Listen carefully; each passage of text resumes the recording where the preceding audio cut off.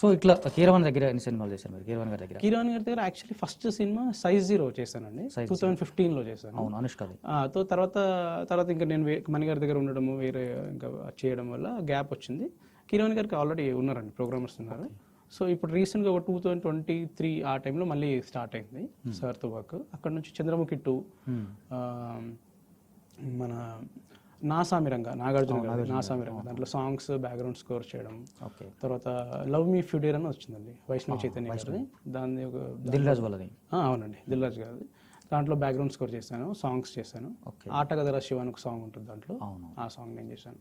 అంటే songs tunes లో కూడా మీ ఇన్వాల్వ్మెంట్ ఉంటుంది ఎప్పుడైనా? ట్యూన్లో ఉంటుందండి, ట్యూన్లో ఉంటుంది. ట్యూన్ వాళ్ళే చేసి మనకి ఇస్తారు, మనం ప్రొడక్షన్ మటుకు చేస్తాము. ఓకే, బ్యాక్గ్రౌండ్ స్కోర్ సంబంధించి కూడా వాళ్ళ ఐడియా ఉంటుందండి, వాళ్ళ ఐడియా ఉంటుంది. సో మీరు దాన్ని ఇంప్లిమెంట్ చేస్తాము. అదే కొన్ని ఐడియాస్ మేము కూడా ఇస్తాము, అది ఒక్కొక్కసారి రిజెక్ట్ అవుతుంది, ఒక్కొక్కసారి యాక్సెప్ట్ చేస్తారు. సో అది మ్యూచువల్ ఉంటుందండి, ఏదైనా వర్క్ మ్యూచువల్ ఉంటుంది. అవతల వాళ్ళ మూడ్ని బట్టి కూడా చెప్పే అవకాశాలు ఉంటాయి సమ్ టైమ్స్. అదే